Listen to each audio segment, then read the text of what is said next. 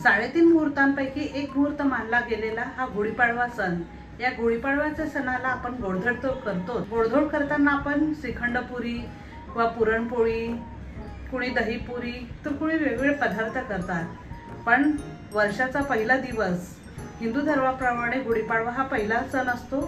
त्यामुळेच आपण आज पारंपरिक रेसिपी बघतो आहोत, सांज्याची पोळी। चला तर रेसिपीला सुरुवात करूया। आमच्या भागांमध्ये ही सांज्याची पोळी तुपासोबत खातात। तुमच्याकडे कशा पद्धतीने खातात नक्कीच कमेंट करून सांगा। तसंच आपण या पोळीमध्ये रवा किंवा साखरेचा अजिबात वापर केलेला नाही आहे, त्यामुळे ही संपूर्ण हेल्दी पोळी झालेली आहे आणि पारंपरिक सुद्धा आहे। व्हिडिओ आवडल्यास व्हिडिओला लाईक करायला अजिबात विसरू नका। गुढीपाडव्याच्या सर्वांना खूप खूप शुभेच्छा।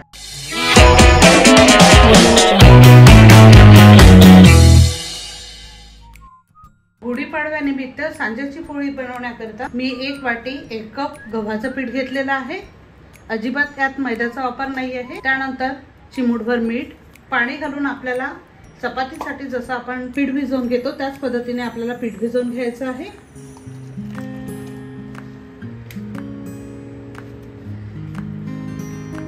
पिठाचा गोळा मी व्यवस्थित भिजवून घेतलेला आहे। अगदी कडक पण नाही आहे आणि अगदी सॉफ्ट सुद्धा नाही आहे। 10 ते 15 मिनिटांसाठी आपण याला रेस्ट करायला ठेवूया। झाकण ठेवून घेते आहे।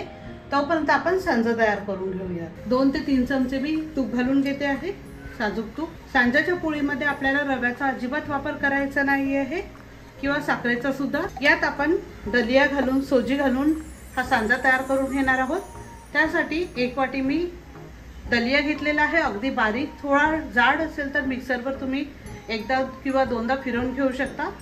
या दलियाची सांजा पोळी तयार केली जाते। काही भागांमध्ये रव्याची सुद्धा करतात, पण आमच्या भागामध्ये ज्या पद्धतीने करतात त्याच पद्धतीने मी ते दाखवत आहे। दलियाला आपल्याला व्यवस्थित खरपूस रंग बदलेस्तोवर भाजून घ्यायचं आहे। सांज्याची पोळी म्हणजे अगदी जुना पदार्थ आहे, पारंपरिक।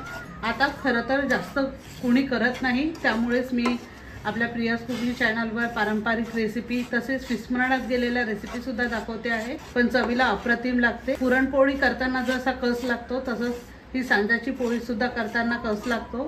5 ते 7 मिनिटं याला व्यवस्थित खमंग भाजून घेऊया। दलिया 5 ते 7 मिनिटं व्यवस्थित तुपामध्ये खमंग अशी भाजल्या गेलेली आहे। तुम्ही बघू शकता कलर सुद्धा बदललेला आहे, गोल्डन झालेला आहे। या स्टेजला मी ही दलिया काढून घेते आहे। दलिया आपला भाजून रेडी झालेला आहे। 1 वाटी आपण दलिया घेतला होता, सोजी घेतली होती, काही भागात त्याला सोजी सुद्धा म्हणतात। त्यानंतर 2 वाट्या पाणी घेते आहे, त्याचे डबल प्रमाण घ्यायचं आहे। डिपेंड करते आपण दलिया जुना घेतला आहे की नवीन। कधी कधी काय होतं, जुना दलिया असेल तर पाणी जास्त लागतं आणि नवीन असेल तर पाणी कमी लागतं, शोषून घेत नाही पाणी आणि चिकट होऊन बसतं। पण तुम्ही अंदाज घेऊ शकता की आपण दलिया कुठल्या प्रकारचा घेतला आहे। तर तुम्हाला घट्ट वाटत असेल खूप तर गरम पाणी करायचं आणि घालायचं, त्यामुळे कसं कन्सिस्टन्सी प्रॉपर होते, अंदाज चुकत नाही। याच पाण्यात मी चिमूटभर मीठ सुद्धा घालून घेते आहे। पाण्याला उकळी येऊ देऊया। पाण्याला उकळी आलेली आहे। मी इथे 1 वाटी गूळ घेतलेला आहे। तुम्ही साखरेचा सुद्धा वापर करू शकता। पारंपरिक म्हटलं तर साखरच घालतात, पण खरं तर आता शारीरिक काम कमी झालं आहे आणि मानसिक काम जास्त, त्यामुळे बरेच जण गुळाला प्राधान्य देतात आणि गुळापेक्षा खजूरला। पण आपण या सांज्याच्या पोळीमध्ये खजूर घालू शकत नाही, त्यामुळे इथे मी गुळाचा वापर करते आहे। गुळ पूर्णपणे विरघळून घेऊया। पाण्याला छान उकळी आलेली आहे। थोडा थोडा करून दलिया आपण टाकून घेऊयात आणि फिरवत सुद्धा आहे। अशा प्रकारे बघू शकता। हा दलिया प्रॉपर शिजायला हवा, नाहीतर पोटात दुखतं, कारण कच्चा असेल तर। 10 मिनिटं तरी आपल्याला व्यवस्थित शिजवून घ्यायचं आहे। यावर मी झाकण ठेवून घेते आहे। 10 मिनिटं व्यवस्थित आपण हा दलिया शिजवून घेऊया। दलिया शिजताना इथे मी 1 चमचा जायफळ पूड घालते आहे। गूळ असल्यामुळे जायफळ अप्रतिम लागतं। तसेच वेलची पावडर घालते आहे थोडंसं, अर्धा चमच। त्यानंतर परत मिक्स करून घेऊया। त्यानंतर परत मी शिजू देते आहे 10 मिनिटं। 10 मिनिटानंतर चेक करून बघूया सांजा आपला व्यवस्थित तयार झाला आहे की नाही म्हणून। झाकण काढून बघते आहे। परफेक्ट असा सांजा आपला रेडी झालेला आहे। मिक्स करून घेते आहे, कारण खूप ड्रायनेस नाही आहे आणि खूप पाणी सुद्धा नाही आहे। हे परफेक्ट प्रमाण आहे। तरी सुद्धा दलिया कुठल्या प्रकारचा आहे त्यावर पाण्याचा अंदाज अवलंबून असतो। त्या पद्धतीने तुम्ही गरम पाणी घालू शकता, त्यात थंड पाणी अजिबात घालू नका। आणि हा सांजा व्यवस्थित रेडी झाला आहे की नाही ते चेक करण्यासाठी ही पारंपरिक रेसिपी आणि फार पूर्वीपासून चालत आलेली रेसिपी आहे। त्यामुळे आजी लोक अशा अंदाज घ्यायचा की हा चम्मच अशा प्रकारे टाकून बघत होते।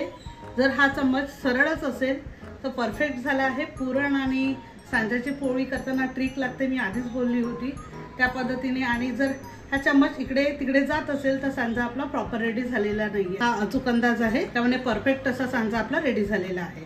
मी गॅस बंद करून घेते आणि थंड करायला ठेवूया। सांजा आपला थंड झालेला आहे। पीठ मळतो तशा पद्धतीने मळून घेऊया। पुरणाचा एक घट्ट गोळा तयार करून घेऊया। संपूर्ण गोळा मी तयार करून घेतलेला आहे। येथे अशा प्रकारे पुरण हातामध्ये घेऊया, गोळे तयार करून घेऊया समप्रमाणात। अशाच प्रकारे आपण इतर सुद्धा गोळे तयार करून घेणार आहोत। पीठ सुद्धा बऱ्यापैकी रेस्ट झालेला आहे। जोपर्यंत आपण सांजा तयार करत होतो तोच वेळ आपण त्याला दिलेला आहे। बघू शकता सॉफ्ट झालेला आहे। थोडं पाणी घालून मी मळून घेते आहे। याचे सुद्धा गोळे तयार करून घेऊयात। आपण पोळी लाटून घेऊयात। मी इथे गव्हाच्या पिठाचा गोळा घेतलेला आहे। थोडं जास्त पीठ लावून घेते आहे। हातानेच याला थोडं मोठं करून घेऊयात। यावर हे पुरण ठेवून घेऊयात आणि ज्याप्रमाणे पुरणपोळी बनवतो त्याचप्रमाणे अगदी अलगद असं प्रेस करून घ्यायचं आहे।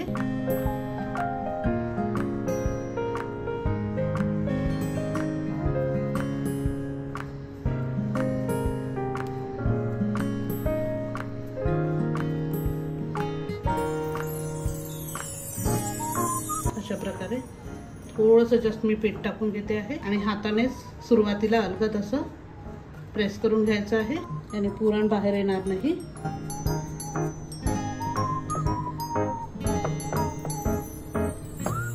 हलक्या हाताने लाटून घेते आहे। सांजाची पोळी आपली लाटून रेडी झालेली आहे। मी तव्यावर टाकून घेते आहे। गॅसचा फ्लेम स्लोच आहे।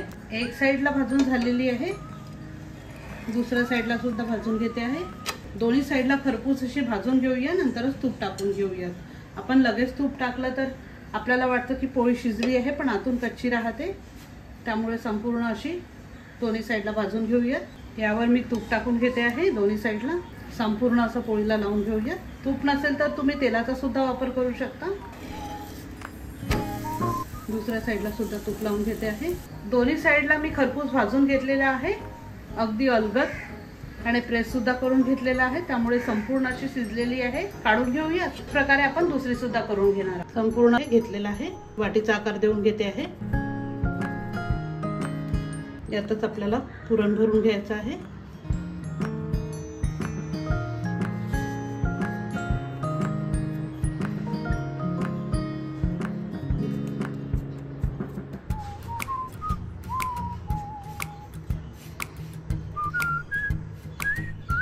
पोळपाटावर हलक्या हाताने लाटून घेते आहे। गॅसचा फ्लेम स्लोच आहे। संपूर्ण असं पोळीला लावून घेऊया। आपल्या सांजेच्या पोळ्या रेडी झालेल्या आहे। प्लेटिंग करून घेऊया।